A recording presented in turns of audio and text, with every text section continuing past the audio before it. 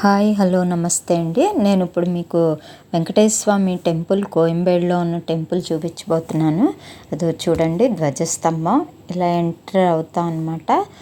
చాలా బాగుందండి గుడి, చాలా ప్రశాంతంగా కూడా ఉంటుంది. కొంచెం ఖాళీగా ఉంటుంది, కానీ శనాదివారాలు ఆ శరభేశ్వర స్వామికి అభిషేకాలు ఆ టైంలో ఇక్కడ కూడా మంచి రష్గా ఉంటుందన్నమాట. ఇది చుట్టూ ప్రాంగణం అండి, విశాలమైన టెంపుల్. చూడండి చెట్లు అవి ఎంత బాగున్నాయి, పనస చెట్టు ఎన్ని కాయలు ఉన్నాయి చూడండి. పనస చెట్టు చాలా బాగుంది, చూసారా?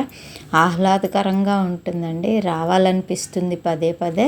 స్వామి చాలా విశేషం, చాలా అందగాడండి. మెయిన్ స్వామి ఇక్కడ చాలా అందంగా ఉంటారు. ఇది గోపురం అండి. రీసెంట్గా ఇక్కడ కూడా కుంభాభిషేకం జరిగింది. ఇటు తిరిగితే స్వామివారు అనమాట. స్వామివారిని దూరం నుంచే తీయగలిగాను, దగ్గరగా తీయలేం. ఇది స్వామి అమ్మవారు గోదాదేవి అండి, ఈవిడ మహాలక్ష్మి. ఇక్కడ కూడా అంటే స్వామికి ఒక పక్కన గోదాదేవి సన్నిధి, ఒక పక్కన అమ్మవారి సన్నిధి అనమాట. మహాలక్ష్మి చుట్టూ ప్రదక్షిణ చేసే ప్రాంగణం. అవతారాలన్నీ పెద్ద పెద్ద పోస్టర్స్గా పెట్టారండి, చాలా బాగుంది చూడ్డానికి.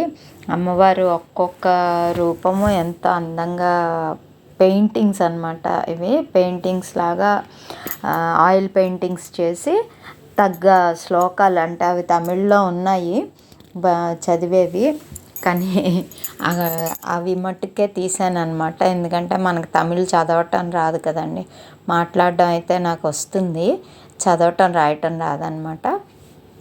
ఇది అమ్మవారి చుట్టూ ప్రదక్షిణ చేసే ప్రాంగణం అనమాట. టెంపుల్ అయితే మటుకు చాలా బాగుంటుందండి. స్వామిని తీయలేకపోయాను, కానీ చాలా అందంగా ఉంటారు స్వామి. చూసే కొద్దీ చూడాలనిపిస్తుంది, మళ్ళీ మళ్ళీ వెళ్తే బాగుండు అనిపించేలా ఉంటుంది స్వామి రూపం. ప్రసాదం కూడా పెడతారండి, తీర్థ ప్రసాదాలు ఇస్తారు. అమ్మవారిది ఇది టైం అయిపోయింది, క్లోజ్ అయిపోయింది, కానీ మేము ముందు దర్శనం చేసేసుకున్నాం. ఇలా ఉంటారనమాట అమ్మవారి లోపల. ఇది సుబ్రహ్మణ్య స్వామి ప్రతిష్ఠ అండి. పక్కన మారేడు చెట్టు,